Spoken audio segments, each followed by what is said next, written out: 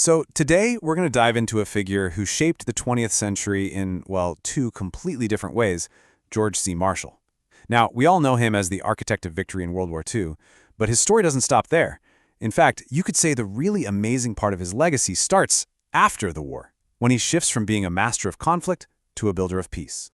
And this quote, man, it just gets right to the heart of the Marshall story.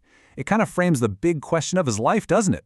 How does a master of war become a Nobel Prize-winning peacemaker? Seriously, how does one person manage to excel in two worlds that seem like they're total opposites? So let's start right there, with this idea of Marshall as a total rarity in history. His journey from being the Army's top general to the world's leading statesman is, well, it's almost unheard of. We're going to explore just how one man pulled off such an incredible, unique legacy.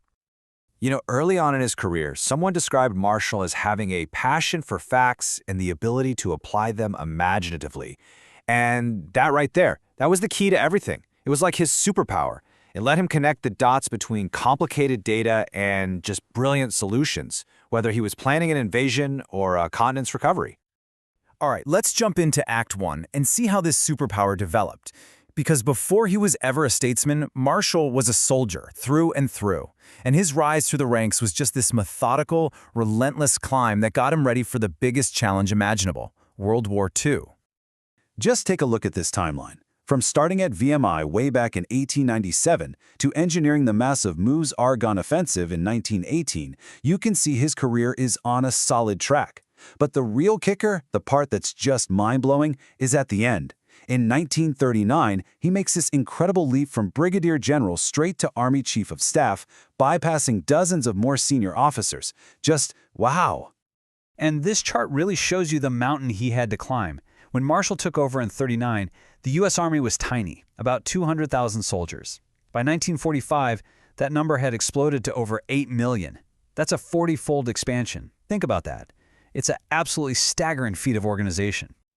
So the big question is, how on earth did he pull that off?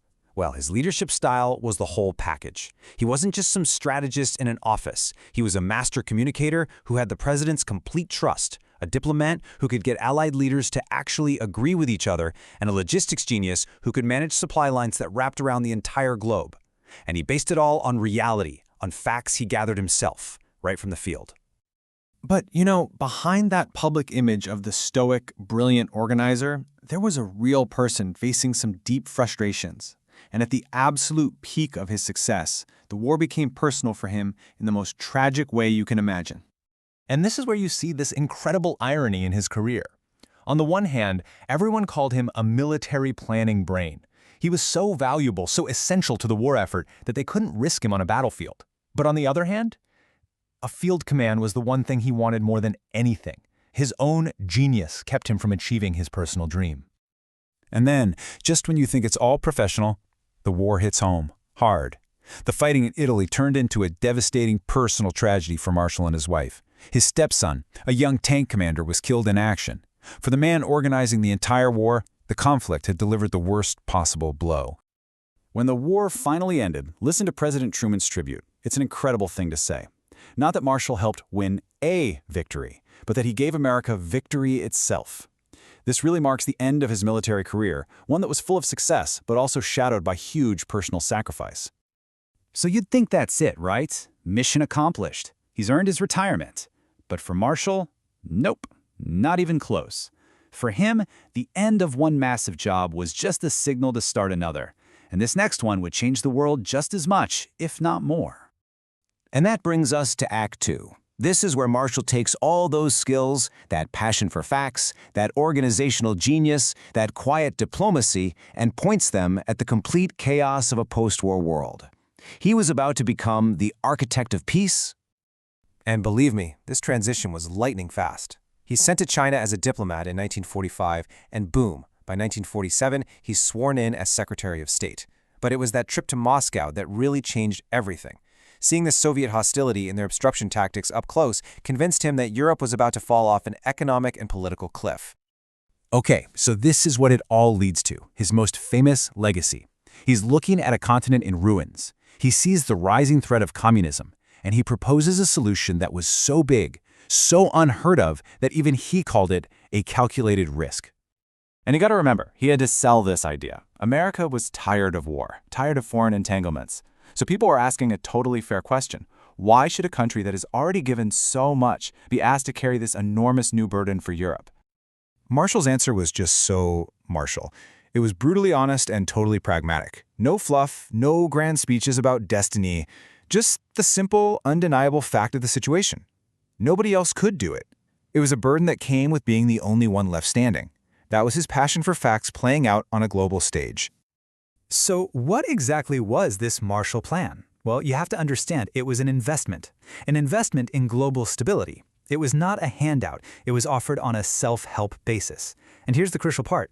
It had a dual purpose. Yes, it was humanitarian aid, but it was also a brilliant strategic move to stop economic misery from being used as a weapon by the Soviets. And the logic behind it? It was just beautifully simple. Step 1, inject billions of dollars to stop the immediate crisis. Step 2, use that money to restart Europe's economies.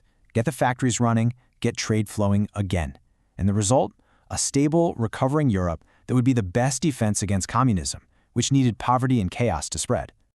So as we start to wrap this up, what's the final takeaway? What is the ultimate legacy of this citizen soldier? Well, it's a story of service. Just relentless service that didn't stop with World War II or even with the Marshall Plan.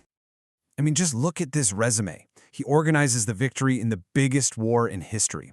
Then he becomes Secretary of State. Then he runs the American Red Cross. He even gets called back to be Secretary of Defense during the Korean War. It's this absolute dedication to serving the public in so many different ways that finally earned him the Nobel Peace Prize. And this really boils it all down, doesn't it? This was a man driven by facts, not by politics. He was the organizer of victory and the architect of peace. He was the perfect example of the citizen soldier, someone who serves at the highest level in whatever role the country needs, whether it's in a time of war or a time of peace. And that's the thought I want to leave you with. Marshall was a master of different fields, but in our modern world, where everyone is a hyper-specialist, could a figure like the citizen soldier, a master of both war and peace, even exist today? It's definitely something to think about.